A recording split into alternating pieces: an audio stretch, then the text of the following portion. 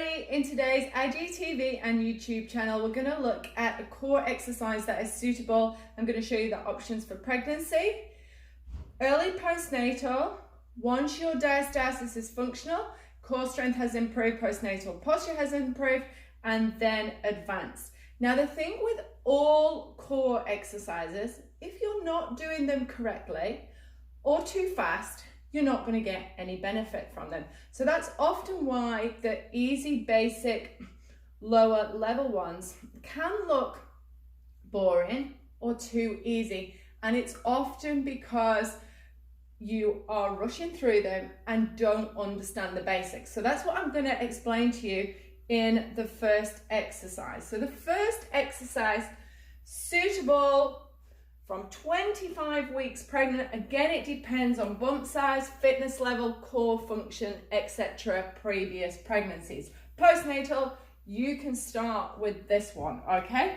So you can start with this early postnatal and get in and practice your basic activations. So we're going to start off, like I said, late pregnancy, early postnatal, feet are flat on the wall. Now just even here, you should be able to feel, oh yeah, I want to switch my core muscles on. That's a really good sign that your core is functioning well. Okay, so we are going to do an exercise called taps and lifts, and I'll show you the 3 modifications and the build up as we progress through this. So what you're going to start off doing, looks easy, is you tap alternating shoulders. Okay, so that looks easy. If I do it like this, without thinking about it, easy, ineffective core exercise. Okay, but how you want to do it properly is make sure your feet are hip width apart. We're breathing in here. We're pushing on the wall to start to create a little bit of force, okay, and pressure. Okay, we're thinking about the shoulders. We're engaging through the shoulders, through the scapula. So I'm thinking about just rotating the hands just slightly to engage through my scapulus, to stabilize nicely through my thoracic. I'm thinking about my head lifting up, and now we're onto the torso and the core. All right, so now we should feel stronger. Now we've got the arm muscles switched on. Okay, so all of a sudden, just that simple press on the wall, as opposed to this, is starting to become more of an exercise. Okay, so the exercise start is we breathe in here. And as we exhale, we're thinking pelvic floor and core as we tap. Okay, so master this. Good position, ribs stacked over hips, so we're not like this. Not like this, okay? Pushing back through that thoracic, and we're not dropping your head down. So we want to master this in the basic, and we know you've got the zip up pelvic floor transverse exhale. Now before we start to move on, I want you to add an alternating leg lift back and see if you can keep your hips perfectly still. Okay, once you can do that, about 12 to 14 reps, then you can start to move out onto your toes. All right, so again, you can still do this pregnancy, postnatal, and then it's a little bit more challenging, more body weight forward onto the arms, thinking about your posture, technique.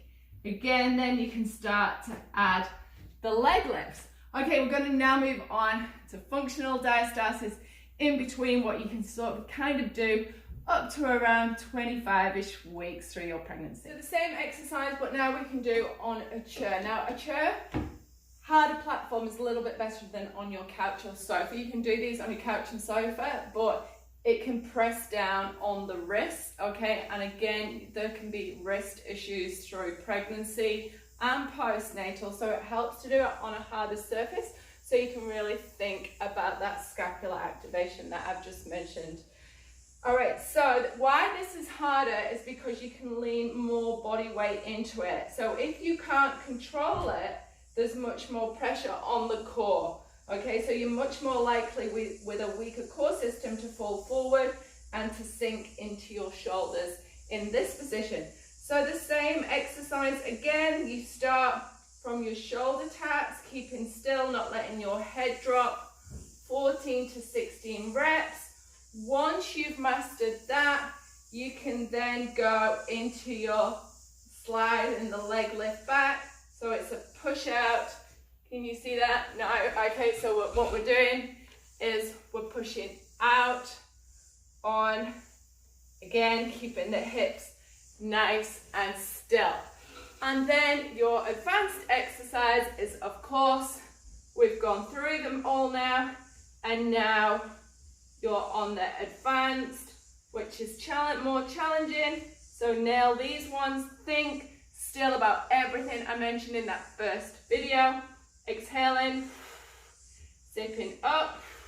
Once you've mastered that, then you can go for those leg lifts, keeping your hips nice and still. And you've got a great, challenging, effective core and upper body strength postural exercise with modifications that you can do pregnancy or beginner and early postnatal, midsection for pregnancies, postnatal as well, and then we've got the advanced section. Hope you enjoyed today's video. Please like and comment. Make sure you click on notifications to see the videos here on IGTV, and go to our website pregnancyexercise.co.nz for further information and to join our online programs. Thanks everybody.